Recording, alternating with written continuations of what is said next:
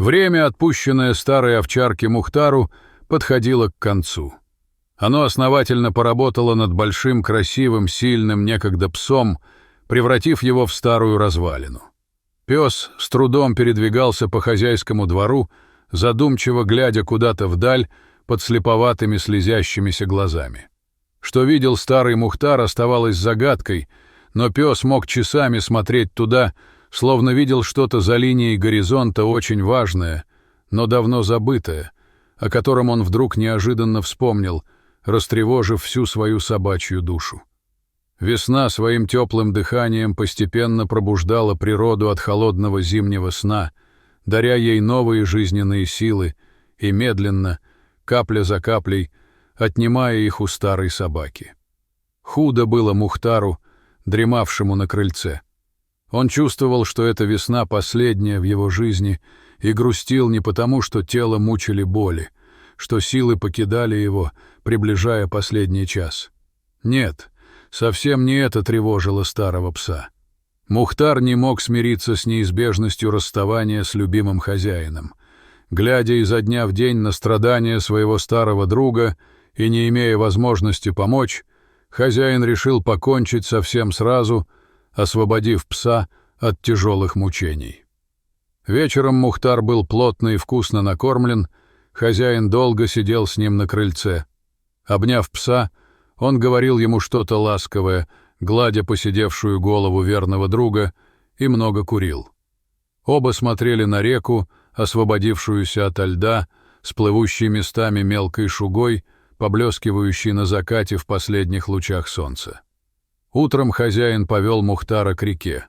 У берега стояла их лодка, в которой вместо обычных рыбацких принадлежностей лежали палка и крепкая веревка с петлей на одном конце и привязанным к ней большим тяжелым камнем на другом.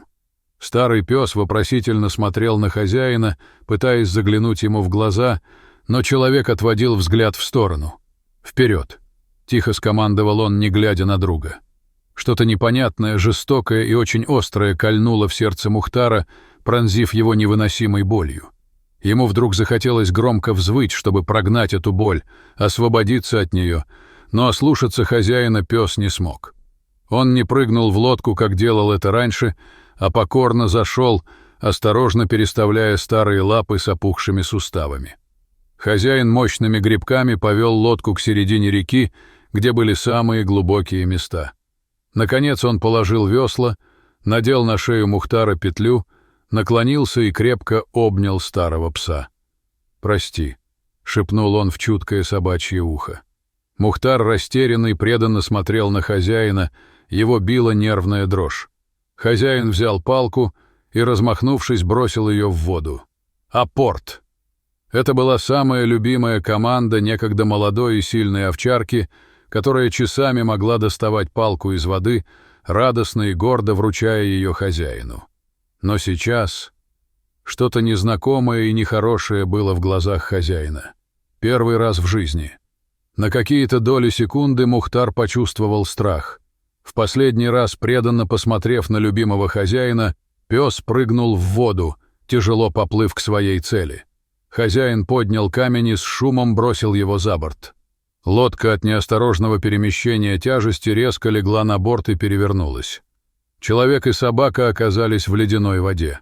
Хозяин Мухтара в мгновенно намокшей тяжелой одежде попробовал плыть к берегу, но на течении был затянут в водяную воронку, его ноги крепко свело судорогой. Вода с белой шугой сомкнулась над его головой. Тяжелый камень тянул Мухтара ко дну, но пес успел увидеть, как перевернулась лодка, и тонул его любимый хозяин. Отчаянно сопротивляющемуся псу каким-то чудом удалось выскользнуть из петли. Всплыв на поверхность, верный Мухтар, собрав все свои силы, нырял за хозяином.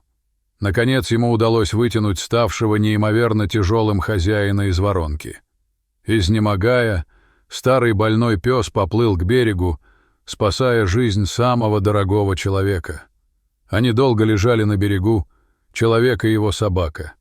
Хозяин очнулся и, увидев рядом еле живого, окончательно выбившегося из сил Мухтара, заплакал, навзрыд, в голос, как никогда больше в своей жизни.